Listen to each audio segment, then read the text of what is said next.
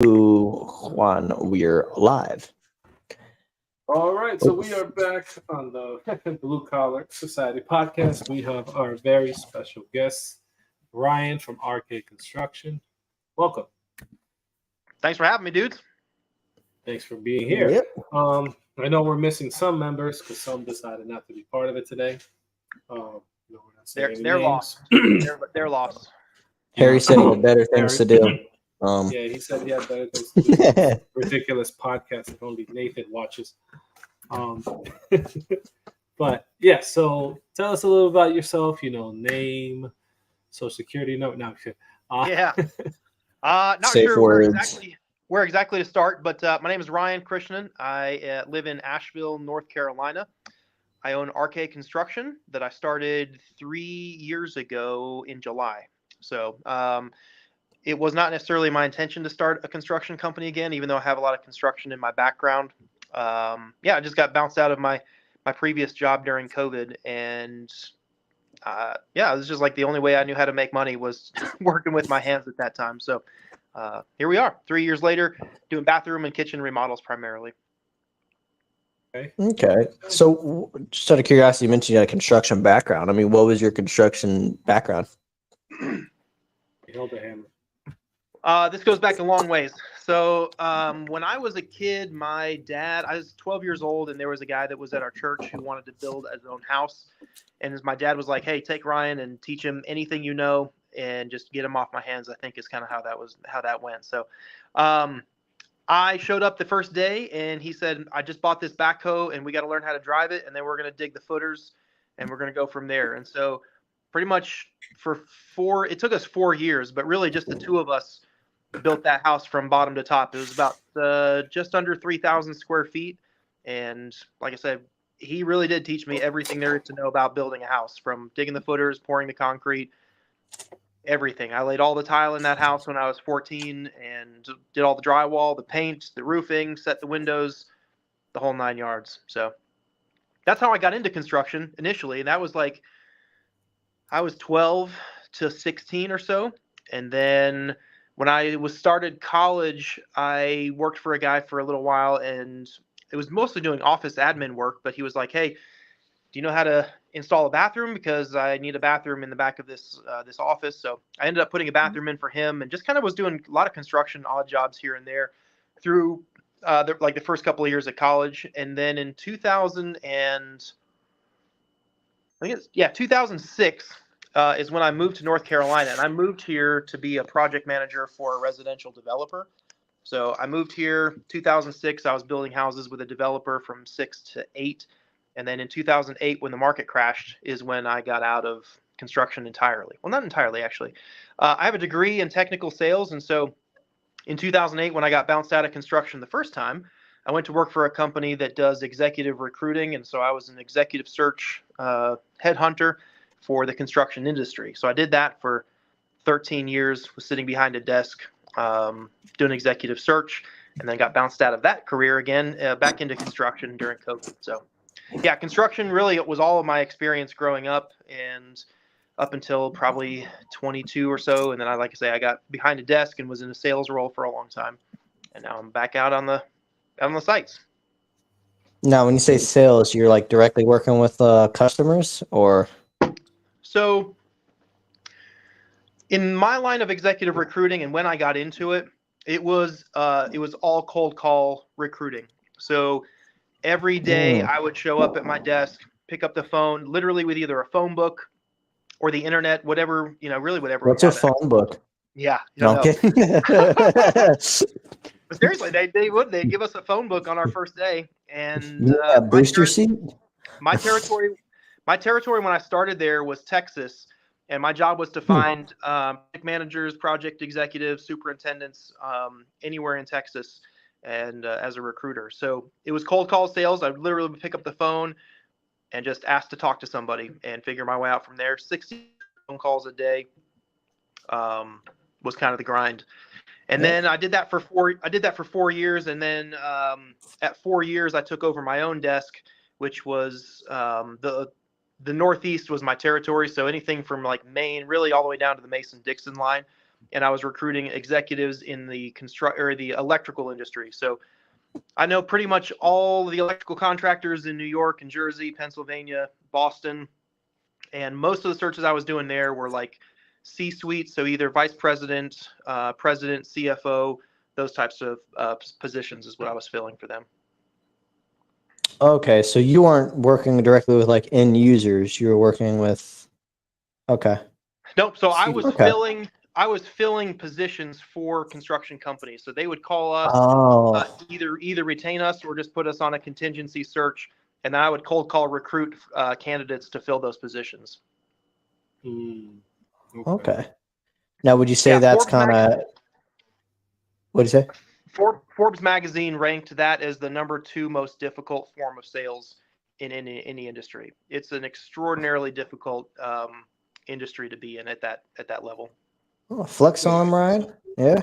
There you go. So the reason is because it's sales on one end, right? So it's all contract negotiation on the front end. You're dealing with executives. Most of my hiring authorities were presidents, CEOs of $100 million construction companies. And so you're negotiating on the front end things like your fee and your process and all that stuff. But then it's not like they're buying a computer where I just bring them a computer and say, do you want to buy something?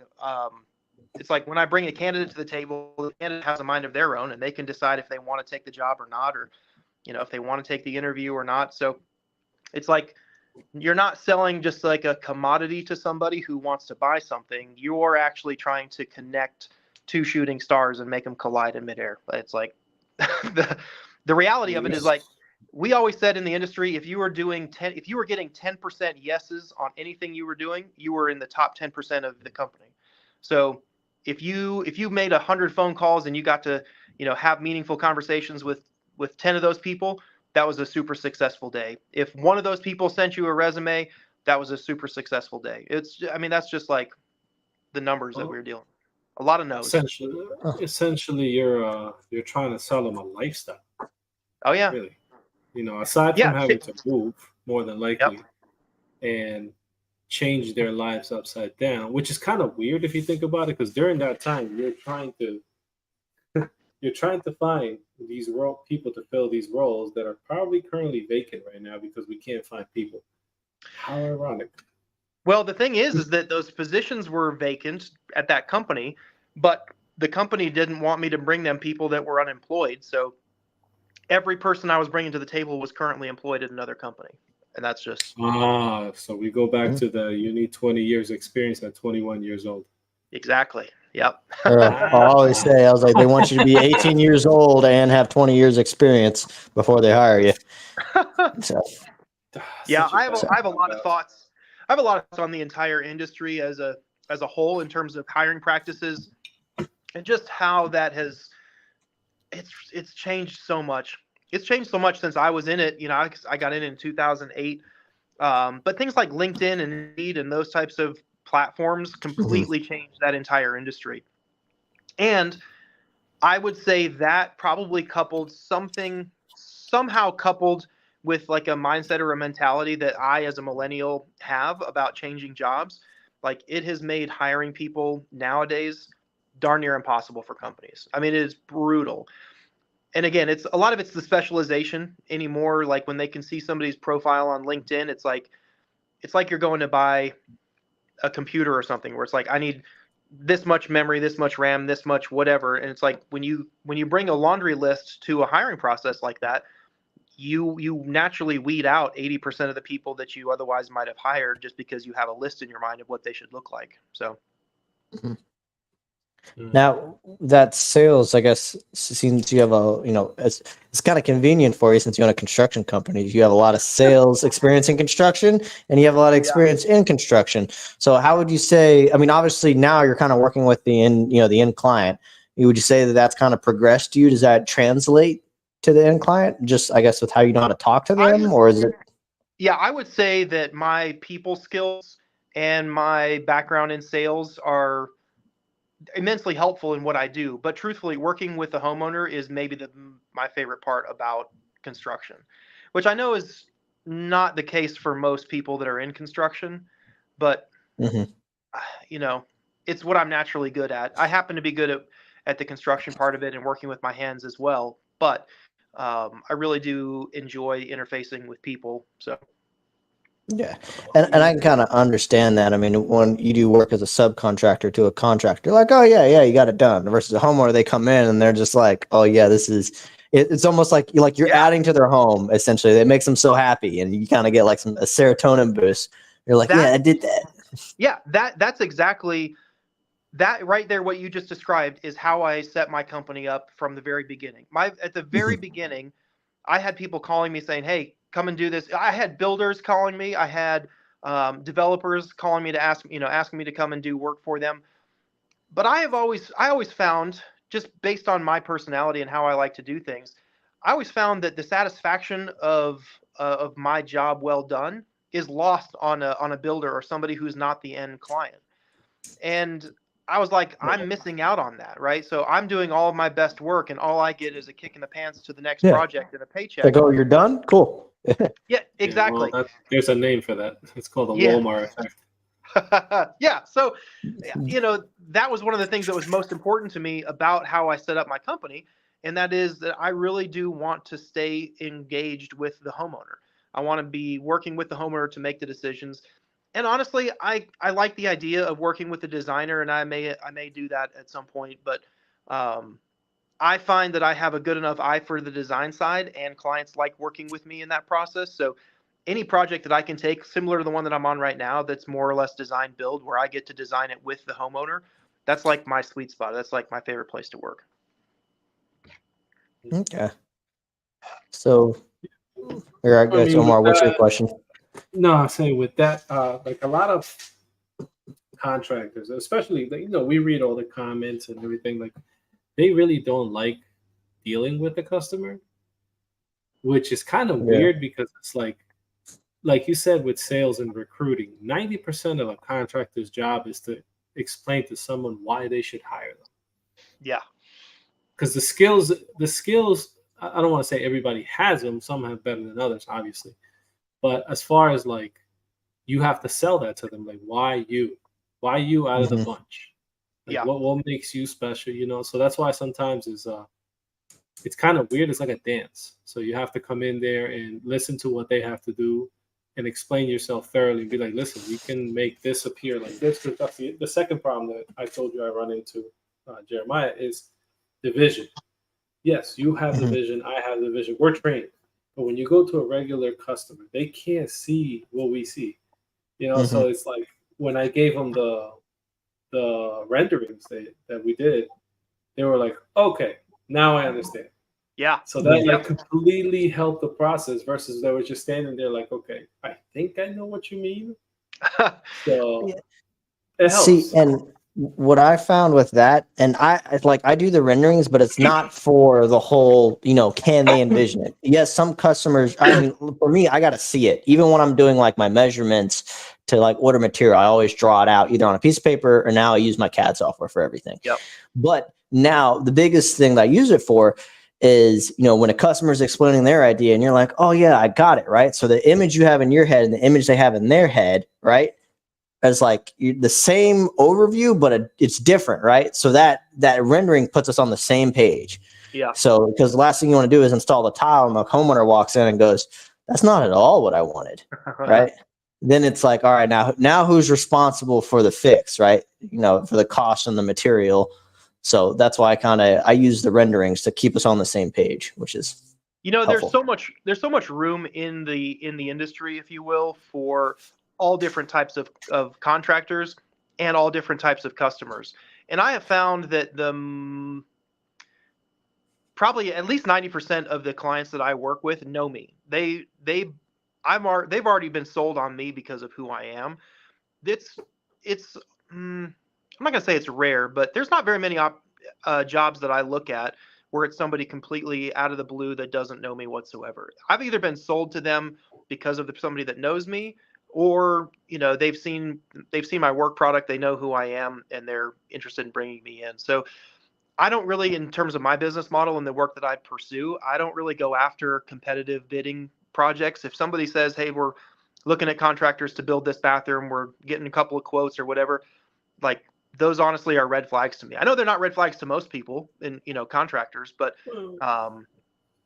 most of the projects that I get is because people have sought me out particularly to do a project for them. So in that sense, like, I'm not having to do hard sales anymore. At the same time, like, I'm selling myself more than I'm selling my ability to build a bathroom. I'm selling them the trust that they can have in me and the type of person that I am. That is usually what my clients are interested in, more than honestly my technical skills. Which, truthfully, I've only been in business a couple of years, and I'm no expert at this. I figure out a lot of things on the fly and as I go, and learn a lot of new things on projects just because I'm interested in them. So I'm not really selling my customers on my end product as a bathroom, even though I think my work speaks for itself. I find that I'm selling myself as much as anything else. So you're selling the journey. Yeah, well, I've noticed that too. And I've talked to Omar about this, and at the end of the day, it's like we install tile, right? There are hundreds of people in my area that can install tile, even hundreds of people that use the same type of systems that I use, right? And my area is so saturated. You look up tile installers, right? And Google's got like at least 10 people and then like 18 pages worth of contractors, right? And then if you go to Yelp, then you go to Nextdoor, right? There's so many people, right? And when you go to talk to these people, the biggest thing is like, did you pick up the phone, right? That's some people don't call back a second time. Yeah. I go talk with them. They want to see you face to face. It just big communication. It's like, I walk in, occasionally I'll have like the little booties. I'll take Omar's, advice where I'm like, hey, I got to put these on. Give me a second. Or I go, hey, can I take my shoes off? And just kind of talk with them, hear them out. And, it's like you have a conversation with them. It's not just, all right, you want to put tile here, here, and here. Okay. Measure. You provide the material. All right, cool. And they leave. So, that's a totally different realm that you play in if you're working for, like, let's just say a chain home builder or something. I mean, I remember when I was building houses, the tile guy that I worked with, like, I would never even ask him to meet with a homeowner. That would have been a nightmare if I had even presented him to a customer.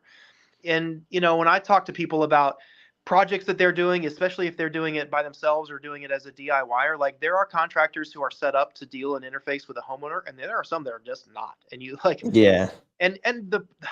I hate this for homeowners because they don't know the difference. Like, if they just open up I keep using the phone book. I don't think anybody uses a phone book anymore, but I mean, if they just Google something or they see somebody or they get a number from somebody, they don't know what kind of contractor they're getting. They don't know if anybody has people skills or, any of those graces about walking through somebody's house with muddy boots. Like, I don't know how they do it, to be honest. And that's why I think especially for the homeowner who comes directly to a contractor, that's a group of people. There's a whole nother group of people that go directly to an architect or an engineer because they have no idea what construction is. And there's other people who just like, I want a bathroom, I'm going to go to the tile store, and then the tile store is going to recommend somebody to me. But for the people who go from a customer directly to the installer or the contractor, that's a big bag of mess that they're opening up because they just don't know. They have no idea what kind of contractor they're going to find on the other end of that phone line or Instagram handle or whatever. So I sympathize for them, man, because it's a rough world out there, especially if you don't know how to deal with what I would call just a subcontractor, like somebody who's just used to working for a builder. Yeah, unfortunately, that's how people get scammed around here. They just, they'll go on like a local thing, they recommend somebody, and I tell people on Nextdoor, I preach all the time because people are like, "Oh yeah, I want a contractor," and then they're like, "Yeah, my contractor, ran off of my money." I was like, I was like, well, where's your contract? That has their legal information for you to send the letter to. It's like, oh, we didn't have a contract. I'm like, then that's not a contractor. That's your. So, it's just, it's nice to be able to talk with people. And, I even explain my billing process. Like, hey, like what I'm gonna do is I'm gonna write you an estimate. Once we go approve, I'm gonna have you sign it. You're gonna give me a deposit. You're gonna get a lump sum amount on QuickBooks that has this document that we signed attached to it. That way everything's tracked. And I tell them, sarcastically, I was like, and if I run off with your money, you can go to the courthouse, you give them this address, this name, this company name. And it's like, they'll send me a letter and then, I'm going to be, screwed out of a house and home. So, and, it kind of gives them that peace of mind. biggest thing is communication. Communicate with them. Don't just walk in and be like, okay, tile here, material out. Like I said, you're selling yourself. You're not really selling the product. Yep. But yeah. That's the whole thing with that. You know what I mean? And skills do play in a lot of this because actually, once you sell yourself, you got to be able to, produce it. Yeah. Exactly. Like one thing is like, yeah, I can do this, and then you turn around, you're like, all right, time to become YouTube certified. And not that anyone is not guilty of that, because at some point we all have. At some point we're like sitting there like, okay, dude, I'm guilty of that 100% because yeah. I'm born with that. How hard can it be, gene? Right? Like I look at everything like I can already do it or I've already done it. Hey, he's back. But yeah, that's the thing. Like a lot of times. So the difference is, I guess, we're not in the generation where we had a family member or close friend that can always pop in and be like, "Hey, let me teach you this." Yeah. Most of the stuff is like, okay, it's gonna cost me this much, but what if I try it? And let me see what happens. Sometimes, like at the end result, you look back and you're like, this ain't that bad. I mean, mind you, you must have thrown a couple of wrenches in the process and might have quit and like decided to move to like Brazil, but it all comes back. Yeah. I'm done with That's this. like Never doing this again. Like last time I went with Omar, I was talking with him and I was talking with his wife as well. And his wife goes, "Would you accept a job doing something you've never done before?" I'm like, yeah. It's like, I think I can do it. Yeah. It's like, hey, what if you don't know how to do it? And exactly what did I say, Omar? YouTube University. YouTube, and it's that was the thing that we talked about with Steve too. That I personally have like this prediction where YouTube will eventually start hosting their own university classes because they have the library. This is like this is like Alexandria. This has all the information. The world has all the information in one spot. With anything. I mean, it used to be just like small videos, but now literally there is everything. And you said it too, where a lot of colleges upload their seminars 100% free. So, quote unquote, yeah, you can go to college without paying the college course, but you got to sit in front of a mic, Yeah, so I think you have to have the mindset or a mentality about learning things. And believe me, I run in circles of people who actually do have that trait, but that's not everybody. Not everybody has the gumption to go research something and figure out how to do it.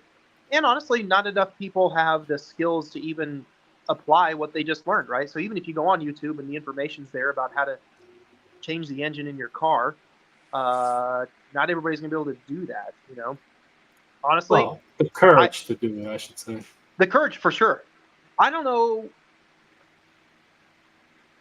where I got this from. I don't know if it's an innate thing or if somebody kind of taught me this, but I feel like I've always kind of had that desire just to jump off and figure it out.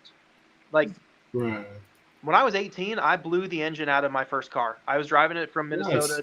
I was driving it back from Minnesota. I was working for my grandpa that summer, and I was driving it back with my 3 brothers in the back seat. And we got to like Lincoln, Nebraska, and I blew the engine out. I did not put any oil in it for that entire drive from Utah to Minnesota. Jesus. So anyway, my dad came and he towed it back home. We got it home and he was like, "I don't know what you're gonna do, but I'm not buying you another car." And so I called a Subaru place in town and I bought a used engine. Oh, it was a Subi too. Oh yeah. Man, that sucks. I bought a used engine from Japan and it came on a pallet. And I bought a Chilton manual. And this was literally before the days of YouTube. Or if YouTube existed, I know about them manuals. Yeah, dude. Yeah. I bought a Chilton manual. I popped the hood and I just started tearing that engine out. Like, I don't know. You're not gonna go wrong with that handbook. What's that? I said you won't go wrong with that handbook. Dude, that thing's a lifesaver. So much information on that book too. I know. But that's how I approach my whole business too. Like, I feel like half the things I do in a bathroom or in a project, I'm like, it can't be that hard. Which is why I like doing everything myself. So I love that quote. Can't be that hard. Yeah, That's literally has every little. That's the typical. This is gonna be a quick job on the weekend with only one beer. Yeah, Can't be dude, that weekend hard. warrior DIYer. That's their name tag. yeah. And then next Well, thing you you don't know, tell the homeowner that. You're like, it's Yeah. easy. Yeah. And then like behind the scenes, like, Well, oh, it's I fine. Yeah, it was recently, a breeze. Right. well, one of the projects that we're going to be doing once you come up here was a shower that he decided to tear into it, and he's handy. He can do a lot of things. He did enough of it, but he's like, oh yeah, I got the bags of cement downstairs. I see a PVC liner. I see the curb has already been glued without the rest of the liner. I was like, okay. I was like, Neat. well, let me explain to you what you have to do. We ain't doing none of that. So I'm like, you have to do a pre-pitch. So you got to put roofing felt on the floor, tar, whatever it's called, in order for the moisture not to be wicked out to the wood. You got to pre-pitch it, wait till that dries, then put your liner, then do another pre-pitch. And he's just looking at it. He's like, so when can you come and do this? Because, like you said, DIYers will start a project and it will look good to an extent, and then they run into a problem. And unless you have like they say the thing we just said, the courage or the it can't be that hard gene, because not Yeah. everybody has that. And I don't know if you have a hard time. Sometimes you meet certain people that you want to like, yeah, it's really easy as this, and they're like, dude, it's not. And you're like, it is, and they're like, no, it's not, and you're like confused. Like, then you realize, like, shit, this isn't normal. Like this, not everybody has that. Yeah, let's do it. That Like let's jump in. I don't. I've only had. Okay, so I've had my nephew work with me a few times. My nieces worked for me a few times. I've hired a couple people here and there to, just a day labor or something like that. And just in like the 5 or 8 people that I've hired in that capacity, it's wild how many people have some instincts for this type of work.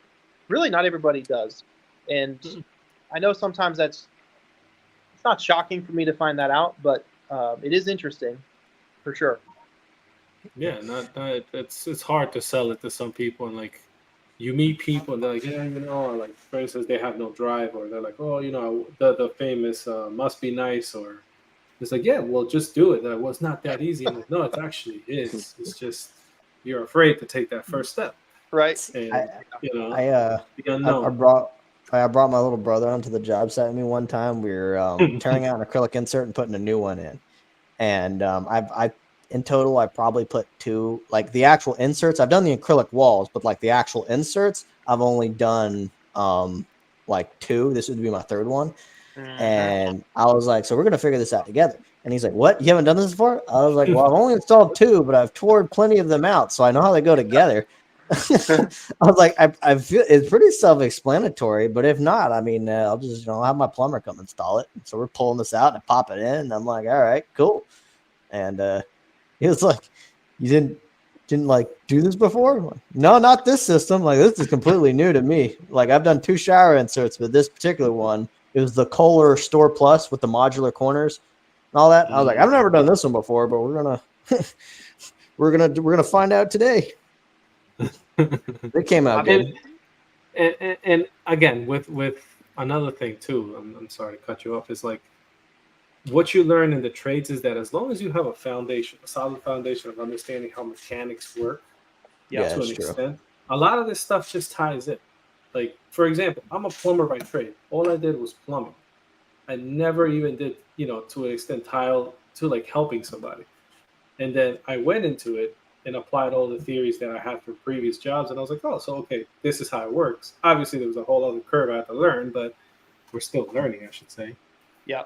But I think ultimately, the more you know, the better. It's kind of the same thing with football. Like each position, you learn that position, but if you don't know what everybody else is doing, it doesn't matter. You don't get a bigger. You don't see the whole game exactly. You can't help the other guy if you don't know the process and the concept behind it, right?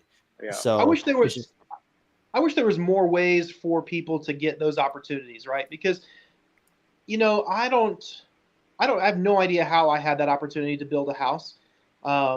But that experience for me of just like seeing the entire process from start to finish, and honestly having somebody who wanted to teach me something. He was he wanted to teach me how to swing a hammer, how to run a shovel, how to, properly nail a board together. Like, those were all things that he wanted to teach. And truthfully, I want to teach it. Like, if I had the opportunity to teach somebody, I would love that. I'd love to have somebody working with me. And I don't get to that point, but there's got to be ways for people to actually get into this industry and be taught something, because it takes somebody actually leaning out there, putting themselves on the line, and taking the time, because it takes a while to teach somebody a greenhorn that's going to screw something up twice before they get it right. Properly teach them. Yeah. And that's another thing. I talked with a contractor on this, and what he told me is he stopped hiring people with no experience. And the reason why, especially now that the pay is so well in the construction industry, no matter where you are, he's like, the problem is you teach these younger guys, they've got the drive, they've got the motive, they've got the energy, right? They learn all this stuff, and then they start to realize the money that's involved with it, and they go, I can do this on my own, and they split, right? In all fairness, I technically did that too, but yeah, you were secretly just telling us your story. Oh yeah, my boss already knows. I told my boss when I quit my job after some quality issues that I had problems with. I was like, I didn't lie to them. I told them I found a better position. I was like, I wanted a project management position at that company. And they're like, no. I was like, so I found a project management position that also allows me to be hands-on with the install. Right? Those are the two things that I wanted to learn. I didn't tell them it was my company. I just said I found a company that did that. So, I wasn't lying. It's half the truth.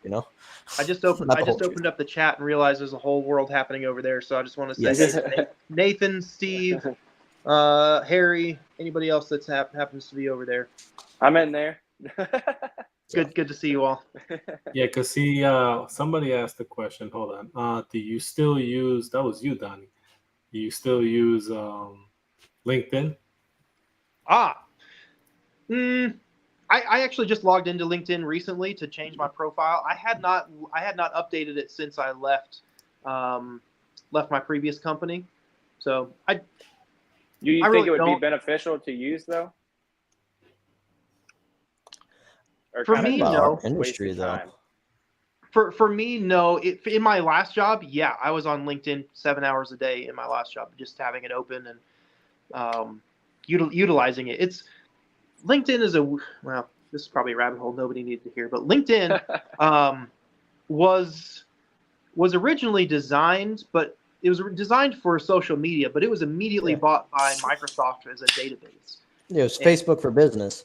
Yeah, and so they bought it for the data that's in it, and truthfully, they have monetized the hell out of it, and now, they make so much money off of LinkedIn, it's unbelievable. Wow, but that's another story altogether. No, I don't use LinkedIn for my business right now. I don't believe that my clients are on there. I actually have this is me personally, but I have a really wide network of people in my city just from other parts of my life. So I've never had to go out and look for clients, and I've never advertised for business. So if I had to, that might be a place to go. I know I have a couple thousand connections on there, but it's not what I do right now. So the only form of putting yourself out there is really just your posting on social media. Yeah.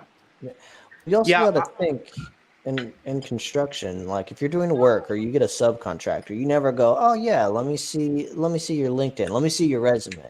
It's you call them up. It's like, I want to see you, I want to talk to you, I want to see your work. Send me pictures of your work. I want to talk with you physically, because when you work with someone new, you kind of feel them out. He's like, do they know what they're talking about? Or are they bullshitting me, right? So you kind of ask questions and you feel them out. That's just what our industry does a little bit more. We don't care that you've got 30 years in the tiling or drywall or painting industry. You can have 30 years and still be a bad painter. Like, it's just like, I want to see. Well, okay, so LinkedIn as a social media platform is good for a lot of things. Networking, yes, obviously. But it's more or less an online resume. And in this business, I'm not advertising my resume. In fact, my resume wouldn't win me any jobs, given I don't think so anyway. By my trade, by my education, by my experience, like, I shouldn't be doing what I'm doing right now, but here we are. So I find that Instagram was the place that I wanted to start because it was more or less just a portfolio of the work that I was doing. And that's when I started my Instagram, all I wanted it to be was pictures of projects that I had already completed so that I could tell people, hey, here's where you can go to find my work. Same. Which is why I didn't start posting reels until like coverings, April. Like, I don't think I'd posted a reel up until then.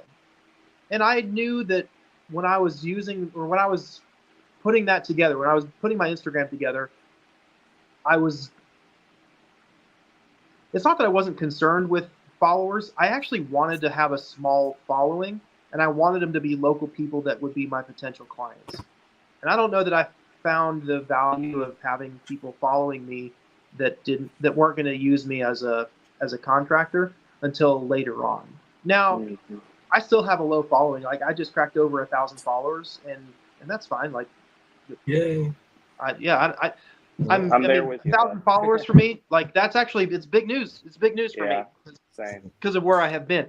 But there's a lot of people on there that will never hire me as a contractor, and truthfully, that's okay because I find that creating content is as an enjoyable part of my business as anything else. As much as I enjoy working with a homeowner, as much as I actually enjoy working with my hands, I've enjoyed the content creation process and putting my work out there as much as anything. Like, when I post all these stories, like, I've been posting, daily stories for a couple of years now, and it gets like maybe a couple hundred people seeing it, and then it's gone. And truthfully, that's been satisfying for me. Like, I enjoy it. Well, I mean, the way that you put it out there in the stories is awesome. I know we had talked, I think at the Odie event, and you had mentioned, starting to try to do more reels and stuff. And the way that you're doing your stories, man, I don't think you would need to do that. What event, Donnie? What? What event was this? I wouldn't know, Donnie. Oh yeah, the Odie event. What happens in Cleveland stays in Cleveland. That's it. Oh, sorry, the Tile Summit. Let me say that. So. The Tile Summit. Yeah, no. Yeah. So, like I said, Ohio's just a big cornfield anyway. Right, Harry? Not where we were at. Yeah.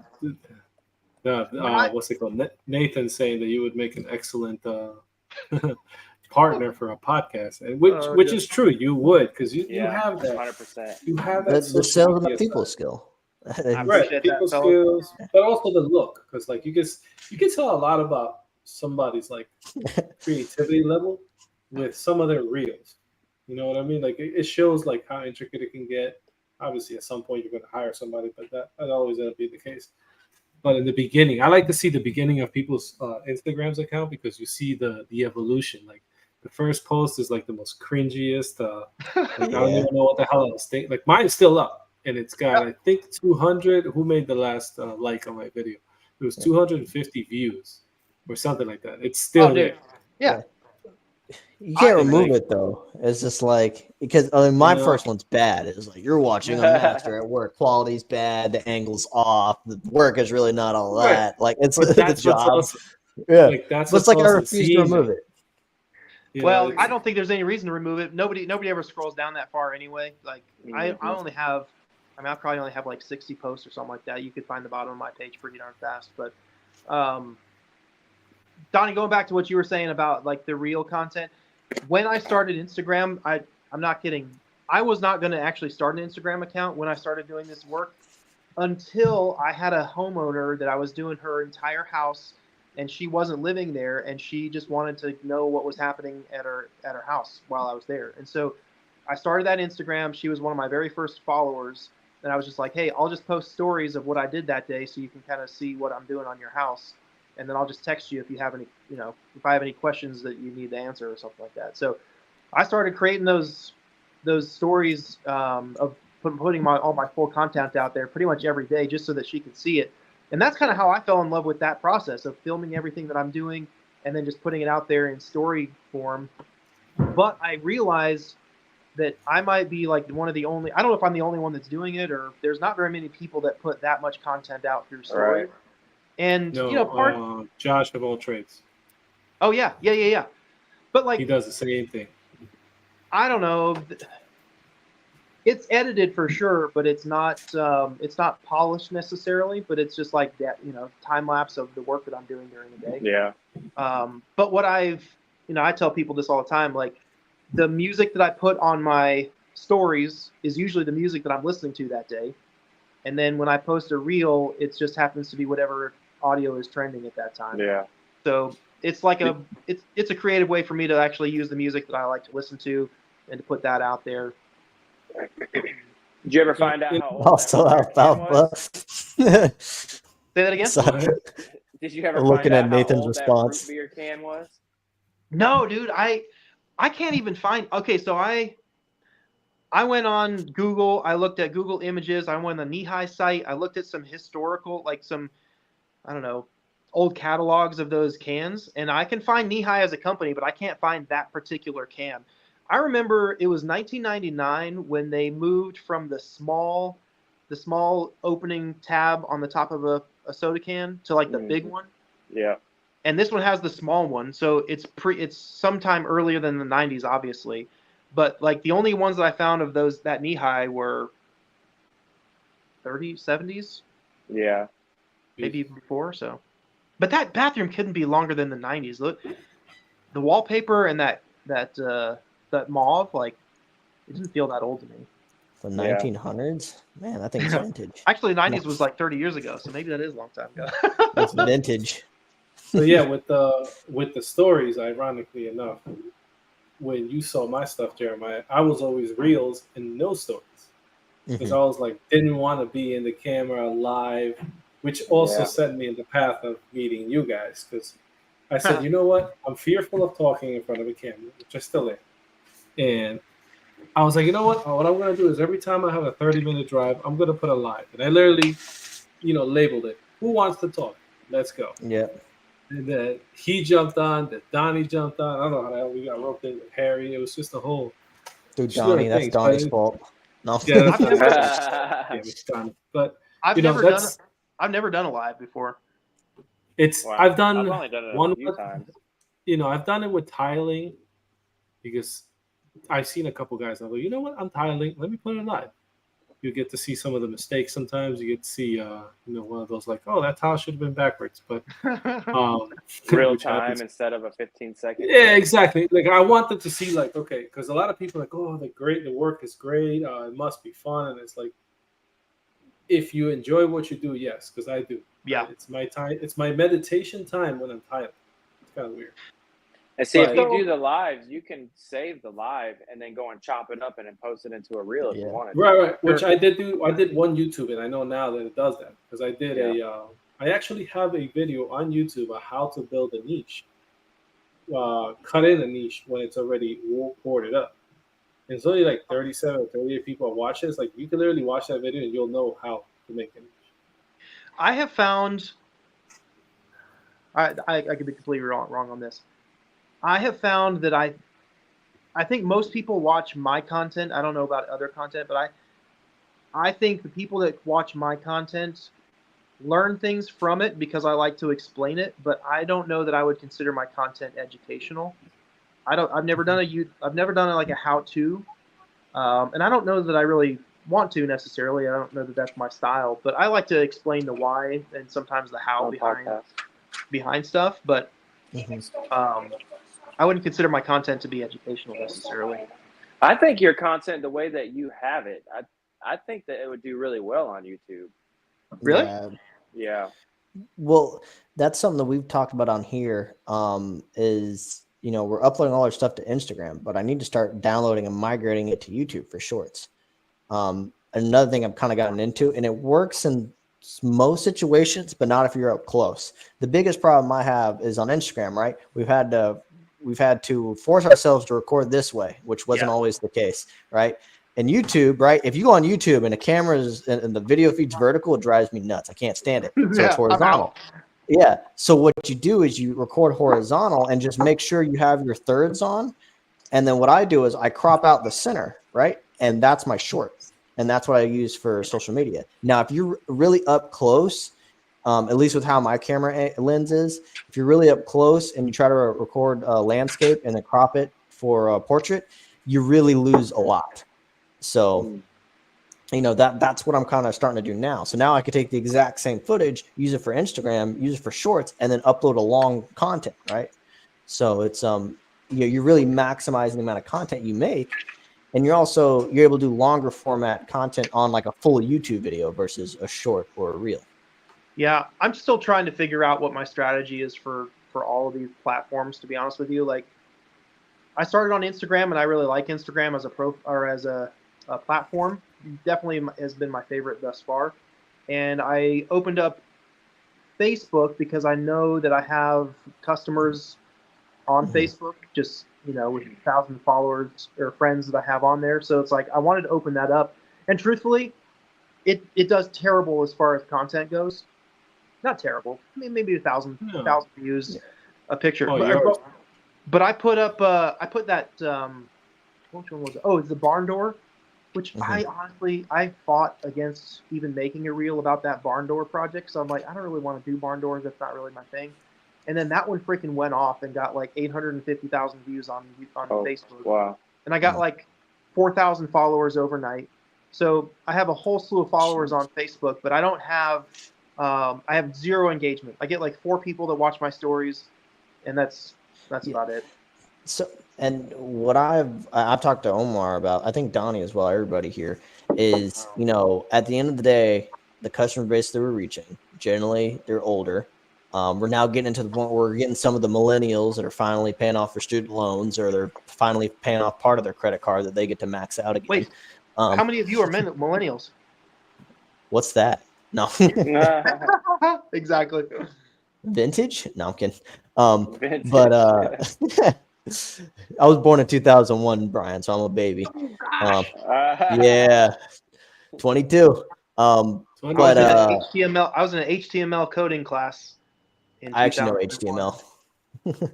HTML. But so you're still getting the customers that are on Facebook, right? And then you're reaching more millennials on Instagram. So what I do, and this is actually a perfect example, my grandfather, he watches all my content. He doesn't have an Instagram. He doesn't like Instagram. But when I upload something on Instagram, like a story or a reel, it automatically uploads it to my Facebook. Yeah. So he'll come text me, or I'll call him. And he's like, "Hey, how'd that backsplash come out?"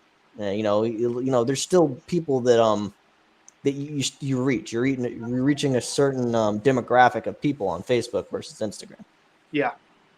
TikTok for me, I'm not there yet as the platform. And then YouTube, I love YouTube. I use YouTube for me personally. I don't know where I fit in the YouTube landscape in terms of content, so I'm content with Instagram, honestly. Yeah. Yeah, I mean, YouTube is I've wanted to venture down that road because a lot of I actually get a lot of more traction in plumbing than I do in tiling. Ironically enough, but that's that's my trade. That I went to, I went to technical school for it, and had like actual live training, which is cool. And then I don't know across how it is in other states. Here, it was either sit in a classroom for 6 hours with my head on the desk and do nothing, and also get in trouble because I'm bound to do something I'm not supposed to. Or I was gonna go to a trade, and ironically enough, it was like auto mechanics full because I wanted to. I had a Japanese. I guess we can curse here. Shitbox, and shitbox. I wanted to fix it. Lower it, put some struts. All the budget stuff that you can afford. All the ricer stuff. Yeah, the ricer stuff. You get a can of beans and do that as your muffler, and it gives you 10 horsepower right there. Yeah, and then I was like, they were like, okay, you could do electrician or plumber and carpentry. I was like, all right, my father's a carpenter. I always watched him be out of work in the wintertime. I was like, okay, I don't want to be out of work in the wintertime. So I was like, okay, it's electrical and plumbing. And I was like, all right. And I was deciding, and then one of my friends was like, listen, when the water's up to your knees, there is no negotiation. It's either get it done or find somebody else. Yeah. So okay, that's the trade that I want. So it's a guaranteed job. There's no negotiation. Like, okay, hey, you have no water in your house? Okay, cool. It's this much. Oh, it's too much. Okay, I'll leave. I don't resent my parents at all for encouraging me to go to college. But growing up, there was no decision making process. It was, where are you going to go to college and when are you going to start? I mean, my mom is a nurse, so she had a bachelor's degree, and then my dad is a double engineer and a rocket scientist. So there was just no other option. It was like, you're going to go to college. What are you going to go to college for? Oh, you must have had a poor upbringing, Jesus. Well, that's how it was for me too. I remember like graduating senior year. I'm like, oh shit, like what am I going to do now? Like my parents can't afford for me to go to college, so I had no idea what I was going to do. So I was like, I'm going in the military. So that was I don't know. One day I actually got to sit here and explain my whole like how I got here situation. Me was different, So I was an immigrant at that time. I became a citizen. Actually, ironically enough, I became a citizen at 31. But when did you move to the States? When I was 14 or 13. Okay. So from 13 to 31. 18. 31. So damn. So the age of 18 to 20 to basically, when you graduate, I was an immigrant. So a lot of people were like, oh, like for you, you're going to college, military, all this stuff. I had none of those options. None of them were on the table. And then I was like, okay, how am I going to eat? Where am I going to live? How am I going to get a job where at the time, like, the joke was like, you need experience. I need to get documentation before I can have the experience. So I was like, what do I do? Like, I was freaking out. Senior year, you have nothing. At BOCES, I had that certificate, plumbing certificate. And that right there, like you said, you had no choice. I had no choice. I wanted to go to college, but during that time, you needed a social security number to go to college. Yeah. So that got shut down right away. And I was like, all right, so the only thing I have is manual labor. So that's how I ended up where I'm at now. I always enjoyed the manual labor side of it growing up. And I don't know that I never really thought about it. I never even considered that I would work with my hands for a career. I always assumed that I would go to college for something. Mm-hmm. And even though I enjoyed working with my hands, and I enjoyed construction, that was always just like a, hey, do this thing until you get a real job. So, honestly, when I went to school, I was headed for seminary. I wanted to be a pastor when I was first going into college. And I was initially, I signed up, the first semester I signed up, I went to talk to an advisor, and I was like, hey, I want to declare a public speaking major. And she was like, well, we just dropped public speaking as a major. Don't even offer it anymore. So anyway, I went undecided for my first semester, and then my second semester I was in choir, and my choir director was like, hey, if you declare vocal performance as a major, I'll give you a full-ride scholarship. So snap. Deal. Done. Yeah, so like for the next year and a half, I was a vocal performance major, and that was paying my way through school. But I was like, I don't really want to be in music when I graduate from this. But it was when I moved to North Carolina when I tried transferring to a school out here in North Carolina, but the options were terrible because North Carolina schools are just like that. So I was going to switch my degree to something I could finish online, and my two options were engineering and sales. So I was like, I'm going to take sales because I'm not a hard science guy, even though I really wish I would have done engineering. I think you would have picked it up pretty well, yeah. Yeah, I should have went engineering. How much I pay my engineer, and I think each one of the longest he's been on my job site, I think, to actually address the problem, not shoot the shit with me, I think is like 5 or 6 minutes. And $500 or $600 later. Yeah. And I've got a cheap engineer. All right, I've got some engineers that are like, yeah, it's $500 for us to make a schedule. Then I charge you $150 an hour, and then it's an extra $300 for the letter, right? Yep. And if you need a revision from the city, that's an extra $150 on top of it. Mm-hmm. So, yeah. Oh man, dude, I'm telling you. Go ahead, Jeremiah. What's up, Don? Oh, I say my engineer literally, like, I had to get a wall removed, and I'm like, I know it's not load bearing, and the city's like, yeah, but you're not an engineer, so get an engineer. Mm-hmm. My engineer walked across the trusses, he went up to the attic, stepped on 3 trusses, goes, you can remove that, and he leaves. $650 right there. Yeah. Yeah. Did y'all have any like construction courses or anything like that you could take in high school? I was homeschooled, so no. Oh, gotcha. I was I mean, honestly, that's really how my dad or my parents sent me to work for that guy. and I got all that experience like that I was homeschooled. So I wouldn't have done them anyway. I don't think I really would have done them anyway. When I was 16, I graduated. You didn't really have that interest. I graduated early from high school when I was 16, and I started going to a tech school, and I did website development for a year and a half. And even at that school, there were options. There was like an auto mechanic option.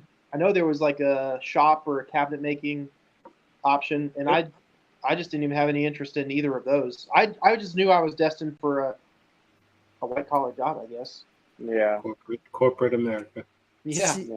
And that's one thing in my area that I didn't like. You know, a lot of people talk about the trade school. You know, they talk down on blue collar work so much, saying, you know, you need to go to school, you need to go to school. They pretty much pull that curriculum out of most schools. I mean, there's still some places that still teach, you know, trades and stuff like that. But I would have totally done that. That wasn't an option for me. I mean, even talking to my counselor, because, you know, once you become a junior or a senior, they start shoving college down your throat. They give you a dedicated period. You have to talk to your counselor. It's like, all right, you got to apply for 4 different colleges, get your letter, come back to me and talk. And I was like, I knew I wanted to work on my hands. The only thing I said, I don't want to work at a desk. Like, I will not work at a desk. So I was like, yeah, I'm considering, you know, construction, maybe pick up a trade. And then my counselor looks me dead in my eyes and goes, yeah, but what about a career? And I'm just like, you know how much they make? Yeah. I had no idea. I had no concept. I had no concept of the construction or any type of blue collar industry whatsoever. I've been a trucker before. Trucker, people sleep on truckers. They make money. People that I've asked that question and they say no, but the high school that I went to, they had a construction class in there, and they had stations set up where you can lay brick, you can lay block. They had electrical stations you could run like your regular switches and things. Yeah, we were outside building freaking, you know, dugouts and stuff for the baseball fields. I mean, doing stucco. We did so much stuff in there. So like being able to learn that through high school, and then granted, I went into the military, but like I was doing vehicle maintenance, so I was a mechanic the whole time in the military. So still working with my hands, you know.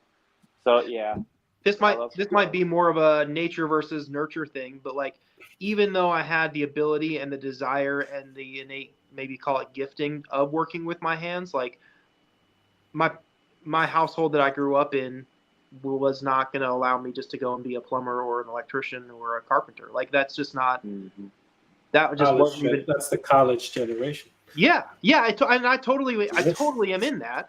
And I'm really grateful and thankful that I did go to college. In fact, I love school. I had good grades in school. In fact, I've tried twice now to go and get an MBA, and I just haven't been able to do that. But like, I really enjoy college, and I didn't mind sitting behind a desk necessarily. But I will say, when I was sitting behind a desk for 13 years, I was tearing my house apart. Like I bought my first house in 2010. And did the full gut remodel to that while I was in school, while I was working full time. Like I was finding ways to use my hands and actually work on construction projects while I was sitting behind a desk. Now that I'm doing that as a day job, like I couldn't tell you the last time I did anything on my house. And my wife is about that, but shoemaker. Exactly. Yeah. And I, eventually, this house that I'm in right now, and you can see it behind me, but like. Every surface in this entire house is wood. So there's wood walls, wood ceiling, 80s. Wood floors, inside and out. It was built in '89. Yeah, that's all right. What's that? Shag rugs. At least you don't have. I've been to some houses. So mind you, this house had shag rug in the bathroom, around the toilet, and on the walls going up the stairs. It was just the weirdest thing, you know. But you know the college thing, right? You know they put those in mental hospitals, right? They pad the walls and the floor. You know, we're in that generation of our age group where it was frowned upon for you to be a tradesman. It was almost seen like lower class. Yeah. In essence, they were like, essentially, you were just a day laborer, and you are nothing unless you have a degree. And our parents. Well, at least my parents, because they're immigrants and they came here at 18 and did all that stuff, they were always like, college is the way, college is the way, college is the way. Well, I have a brother who's currently still in college and is almost in his 30s, and it's like, dude, you kind of have to go to work. Like, stop going to college. But I fixed that because I took my mom to a college. She's like, she bugged me so much. I was like, fine, let's go. So I went to a college, and I was like, how much is the general admission to the lowest degree you have? They're like, oh, it's 30,000. I was like, yeah, that's not so bad. She's like, that's a semester. And she's like, say what? And I was like, yeah. So we started doing numbers in our head. It's like, so you're telling me he's got to come out with a mortgage-sized debt with the potential promise of a job that may or may not even be there. It's probably very unlikely that he'll get there. And the other thing is that generation of people that were being, herded towards college, myself included, were not really given much direction in terms of what we should study. And so you come out with underwater basket weaving degree expecting a $60,000 job, forget about it. You'll never recover from that. And that was also the thing that, me and Jeremiah spoke about. My biggest deciding factor for trades was I went to my guidance counselor, senior year of high school. And I was like, okay, he's like, you should really think college. I was like, okay, how much can I make with this degree? Well, there's a multitude fields that you can go. So there's many levels. He could not give me a financial answer. Yeah. He couldn't give me a number. And I was like, how am I supposed to plan my life if I do not know the actual number? Yeah. See, these kids are putting themselves so far into debt, and you're never going to be able to get it out, get out of it.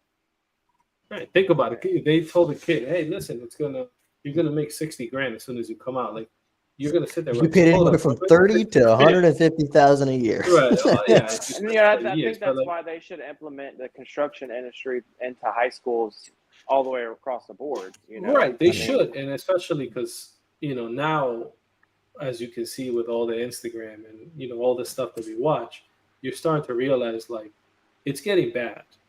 Like being booked out was like, oh, this is great. I'm booked out 3 months. Then it's like, okay, I'm booked out 4 months. Now you're booked out 5 months. Like, okay, this is not normal.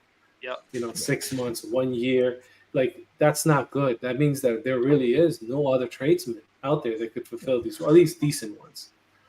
Well, I watched a podcast kind of about that, where the average age of a construction worker a couple years ago, and I think there was almost like an 8-year difference between then and now. 45 to 55. Yeah, so we have more people leaving the industry than we do have people coming in. Oh, I saw the yes, they've this is what I've always told people. They push college so much, they've now created a higher demand for trade work. So now, blue collar workers and anybody who works in construction can get paid the same, in some cases the same as a doctor.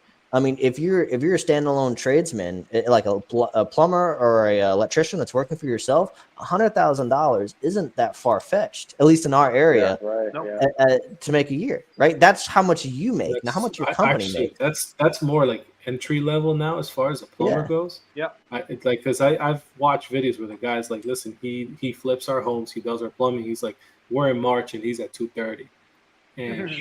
You know what I mean? Like, and it's because of that. We're basically now enjoying, the fruits of that whole push of college. Mm-hmm. You were like down. You're like, man, look at these guys going to college. And I have a bunch of friends that went to college, and they look down upon you. You're coming home dirty, dumb construction worker. Yeah, just a little dumb construction worker. And now it's like, you even saw the meme. It's like you see a house parked full of, lifted trucks and vans, and it's like. You have Jeff who shows up and it's like, it's okay, Jeff. You're a neurosurgeon. We know. Oh, yeah. You can be a tradesman too. No, it's okay to be a neurosurgeon, all right? It's okay to be a neurosurgeon. He's like, this whole family has so much into that. And like, especially like in my area, I mean, you've been up here. Like, this area is like predominantly farmland / construction. And like these are families that have generations upon generations. And you start to realize like now they're seeing like a huge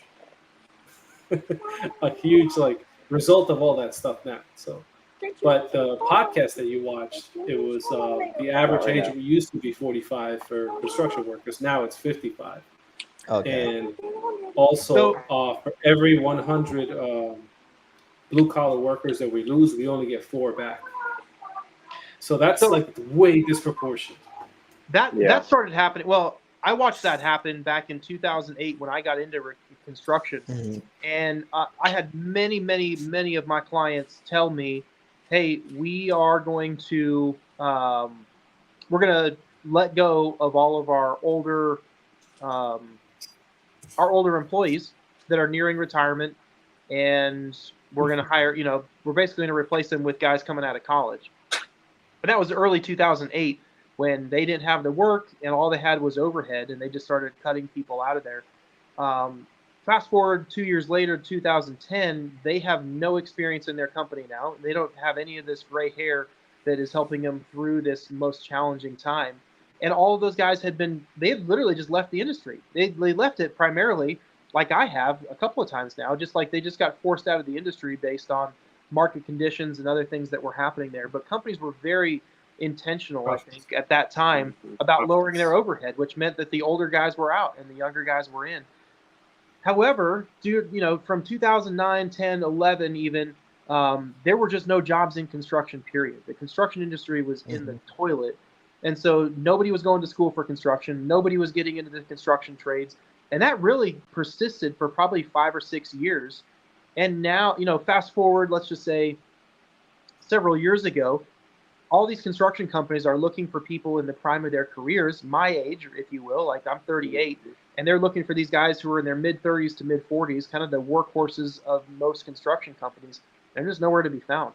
And I have found it pretty interesting that all of us on this podcast and all of the people that we kind of run in circles with in the construction industry, all of us who are entrepreneurs, like, this is where the workforce has gone. We've all just gone to work for ourselves. There's so many people that have gotten out of their 9 to 5, out of working for somebody else, and are out here putting out our own shingle. But that is a terrible, terrible situation for any kind of company that's out there, because where are you going to find these people? There really aren't enough people out there in these construction companies right now, on the management side, or in the field, or in the labor side.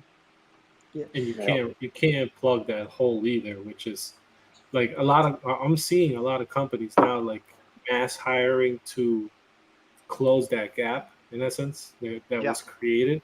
But you're not going to close the gap because you're trying to close time. And unfortunately, once time is gone, it doesn't come back. So they're having such a hard time that like Elon Musk said, you guys are concerned about AI. He's like, you should be more concerned about humans. We're not actually making enough of them right now. And it goes with the trades too. That explains why there's such a big gap now. Yeah, we can put hundreds of people in school, but it will still not close that 10-year gap that we created. It won't. We have to ride this wave. This probably brings us a little bit full circle, I guess. But I think that's what gives us. You guys hear me still? Yeah. I think that's what gives us a competitive advantage right now, is that we are currently in a market that is completely dry or devoid of good talent and people that have the ability to do this work for them. And so, I'm not saying we can fill our coffers in it right now, but it kind of is. I mean, this is as good a time as it's gonna be, I think. Guys like us who have their own shingle out to build a business. You look back 80 to 100 years ago, when we were coming out of the Great Depression, and then there was Industrial Revolution and other big, iconic things in our history. Most of the big construction companies that are out there came out of those eras by guys like us who put out their own, started their own company and built it up from nothing. Those companies now are 80 and 100 years old, going into their 4th generations of ownership. I can totally see that in 80 to 100 years, there are going to be companies built out of people like us who are starting their own companies right now.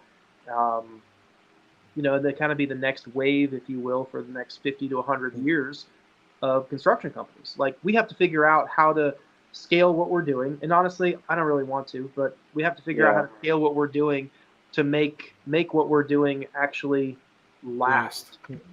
Well, I think the whole scaling thing too, and we've talked about this before. One, it's not for everybody, but 2, it's everybody's scaling is going to be different. If I was to scaling for me would be probably have 5 to 7 guys, in total, for everything. That's scaled enough for me. But scaling for other people could be 5 different crews, and you're not even part of anything. You're just kind of the owner, and like that's not where I want to be. I still want to be fully invested and involved in what I'm trying to do. Sure. Yeah, I mean, and also with the scaling thing, I also feel it's going to happen regardless. So it's not like something that you could say you don't want to do it, but you're going to be almost forced to do it. You're going to be forced to scale. It's not like I'm being forced to scale. Like even though I don't want to, it's like, okay, you either scale or you die, because essentially your company will implode if you don't scale. Oh, It's totally kind of weird. So, but now I also believe that scaling will find your limit, provided you don't force it. Like Misha is a perfect example. He went full throttle, pushed through the levels, but he never really took the time to be like, okay, am I comfortable with this level? I'll go to the next one. Am I comfortable with this level?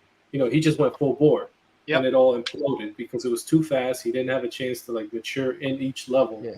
So like for me, having just a helper would be my scalability. Like having somebody that can be like, hey, be on this job. You've doubled the size of your company with one hire. Like that's scale. That's scale. Exactly. That's scale. You and if that volume increases and you're like, okay, maybe I can, dedicate maybe a year's worth or 6 months to train this guy properly. Hopefully he learns.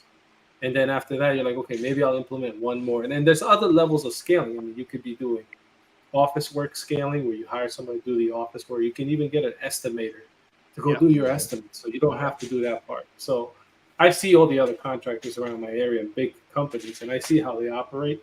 So I know that I'm going to be pushed in that direction, and I am at that direction right now. Yeah. But I also have a lot on my plate. So it's like, again, scaling for me is not going to be as fast as maybe you or Donnie or even Jeremiah. You guys could probably blow me out of the water, but I'm in a different zone. And that's okay. That's all right. Yeah. That's all right. It's my speed, and forcing it, I think, will be the detriment to a lot of guys, especially in this, like you said, in this environment where it's so rich that you can massively scale to a point where you're like, okay, I absolutely hate my job now. Don't want to do this. I'm always putting out fire somewhere. It's not like what it used to be where I was the one installing and having fun. So that's a double-edged sword. It's good. You make money. There's that old adage about how the your top salesperson may not make your best sales manager, right? Like if you take the person who loves and actually enjoys and is good at sales and make them a manager of other people doing sales, that may not work, right? So in all of us, let's just call it the 4 of us right here, we may be as big as our company gets because we are the best at what we do with our own 2 hands. And then there are other guys, Jordan from he's a prime example of that. Yeah, exactly. I mean, he has a gift for managing and scaling his business, far beyond maybe where I could ever hope or dream to do mine. And truthfully, I get people asking me all the time, when are you going to scale? When are you going to hire? And honestly, my answer is I don't really want to because I'm really enjoying what I'm doing right now. But my body is telling me I need to hire somebody. Yeah. Well, it gets to the point, and this is something me and Omar, and actually Donnie and Harry, we spent some late nights talking about this, is, you want to have a system set in place where either an emergency happens or, the toll catches up on your body, where it's just like, I've got to step away. I'd rather be in the position where I can go, okay, I can step away and I can bring my crew in, versus being like, I want to step away, but I have nobody else to rely on. So now you're not doing this out of, of a hobby and out of enjoyment. You're doing it out of necessity. Yeah. So, I mean, at the end of the day, we're all kind of doing it as necessity. We got to pay bills, but we enjoy what we do. And as soon as you start, you hate your job, quality goes down, and then, it's just a downward spiral. So, there's 2 things that I feel like there's a lot more than 2, but there's a couple of things that I feel grateful to have learned. One is when I was working in recruiting, I was taught the skill, and I now have the ability to make a 6-figure income with a cell phone and an internet connection. Like that's a skill that I was taught, and it's a skill that I still possess. And so if I ever feel like I need to get back into that world, I still have that skill. The other skill that I have right here now is with my hands. I feel like with my hands, I can build something, I can be productive, and I can make a living with the hands that are on the end of my arms right now. And those are like not everybody has those abilities, and so, but I'm really grateful to have those two things to fall back on. But I am also in the precarious situation that if I, lop off my leg with a chainsaw or something, nobody's going to be out there building my bathrooms. And so, I have the skills for project management because I've done that before, but it's like we are going to have to figure out how to scale our business, or at least get to a place where we can offload our daily responsibilities and still make an income. Otherwise, what are we even doing, I guess?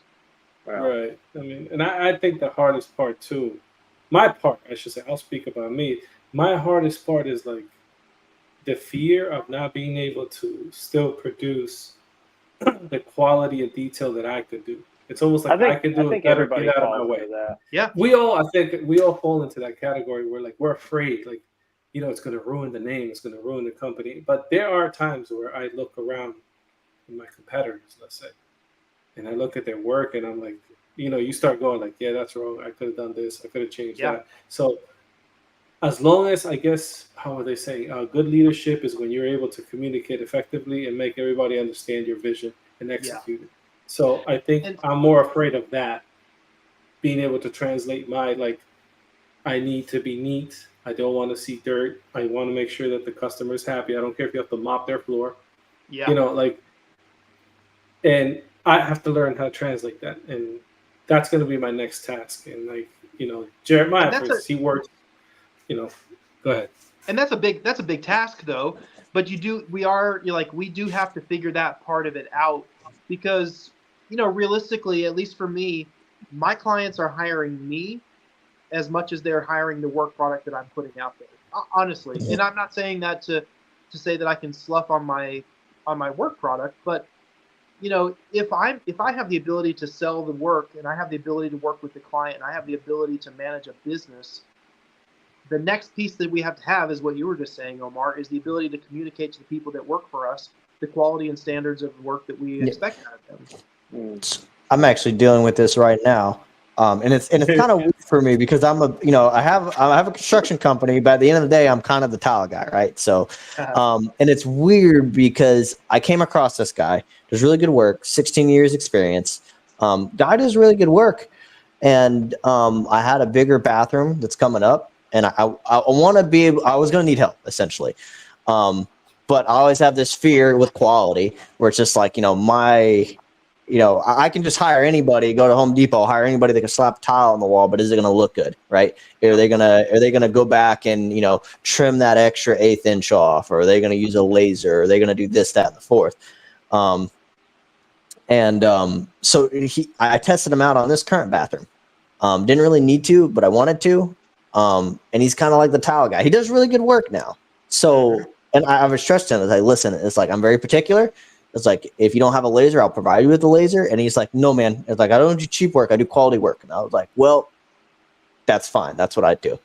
And, the first day he did the install, and I'm kind of watching over him. I'm like popping in every hour or so, every 30 minutes, popping in. Hey, how you doing? Looking at the grout lines.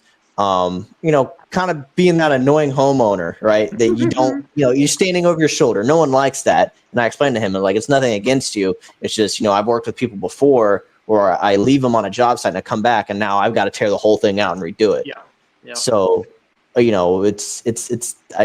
kind of preach that quality. And now that he meets that, now I can be like, all right, you're part of my team. I can leave you on site. It allows me to scale. So I can either contract all the work out to him, or I can have him work on one bathroom while I'm working on the other, and now I have two forms of income coming in. Yep. Yeah. So, and it also goes back to, if something were to happen to me, or it's just like I'm getting burned out, or just I physically can't do this anymore, I have the option to step away. Am I going to make as much money? No. But am I still going to make good money? Yes. So it's, the option is there. Go ahead. Sorry.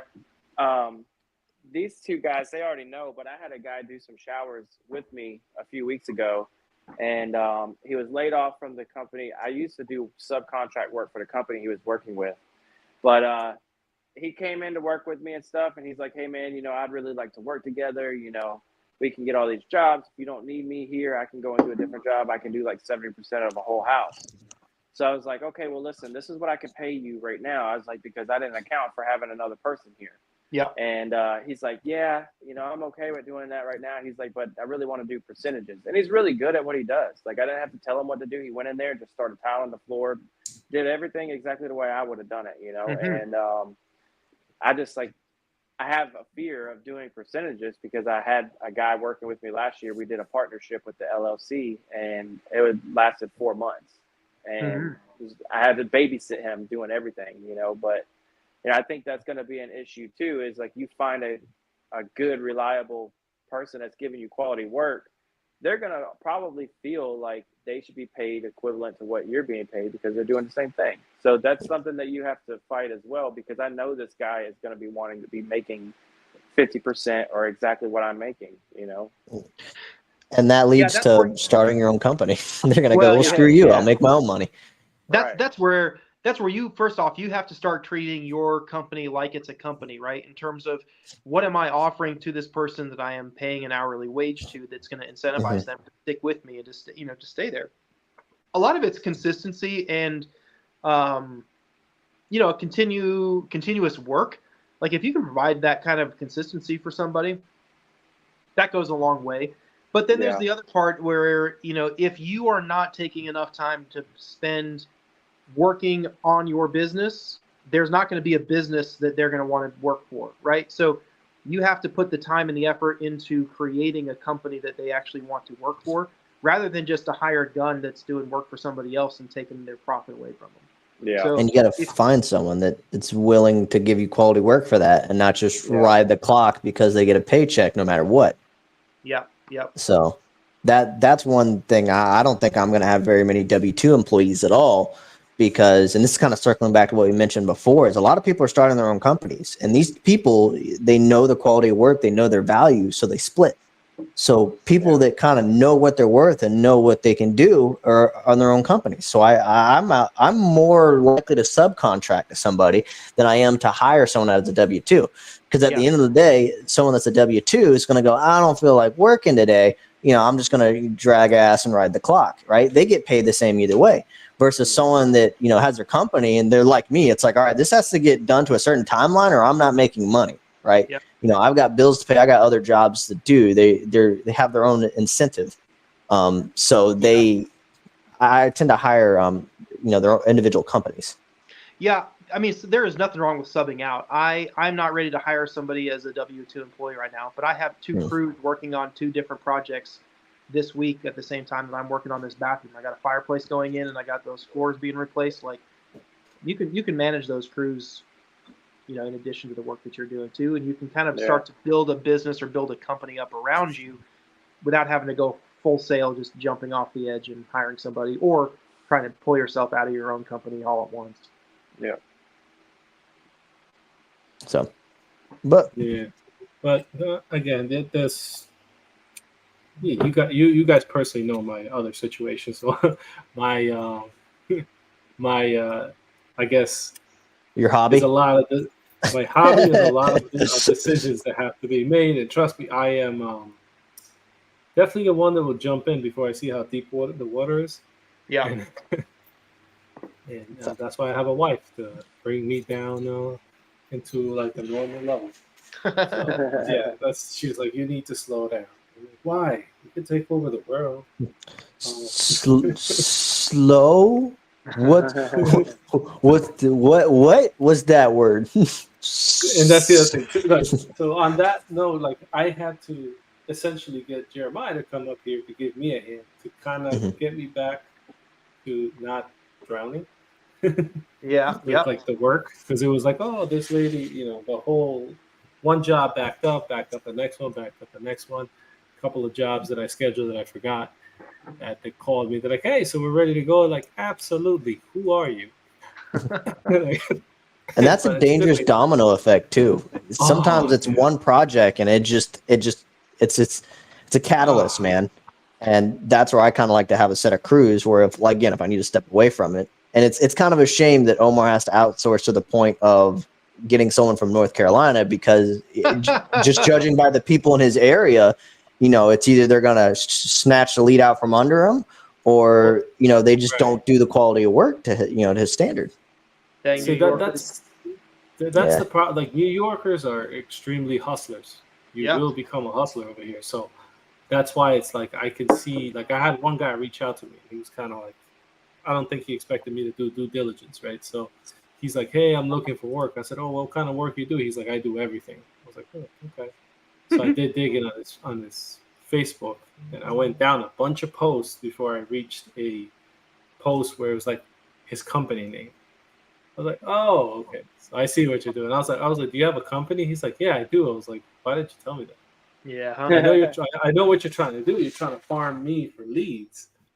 On the low, you come in, do one job, and then when I leave the job site, I come back, the bathroom's done, and it's like, who did it? Yep. So I'm very cautious with that now. Like, I want to find like another Jeremiah, but that has limited experience, and say, it's not as retarded. No. You're gonna live with me now.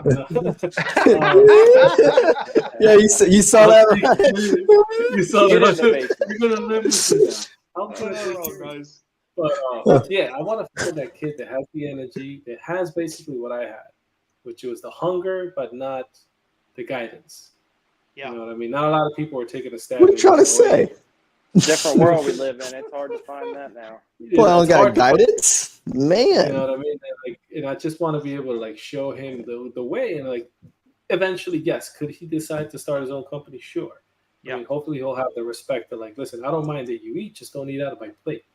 And eventually it's going to happen. But that's how hard it is for you guys. You can find a lot of subs in your area. They're willing to sub and just be subs. Here, there'll be a sub for the first job, but then after that, they are the contractor, and your phone will not ring, and it just sucks. Yeah.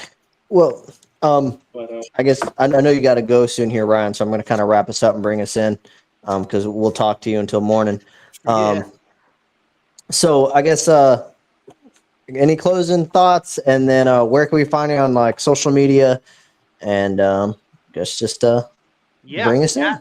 At RK_CONST, obviously on Instagram. I'm not anywhere on YouTube as of yet. RkConstruction is also on Facebook, but that's kind of the social media platform. I'm getting a website built right now, but nothing happening there. Otherwise, you can find me over here in Asheville, North Carolina at Coverings coming up in April. I'll be at Coverings again. Oh, so you're going to this Coverings? I might see you there. We'll see. But it was good talking with you. I'm glad I met you. I actually got a chance to meet you at Coverings. Yeah. So another North Carolina guy. So. That's right, man. I've enjoyed this, guys. Thanks for having me on. Thanks for the chat. We appreciate catching up with all of you. Yeah. Thank you for coming on, man. Yeah, all right. Thank you, sir. Your time and knowledge. So thank you for coming on. All right. See you soon.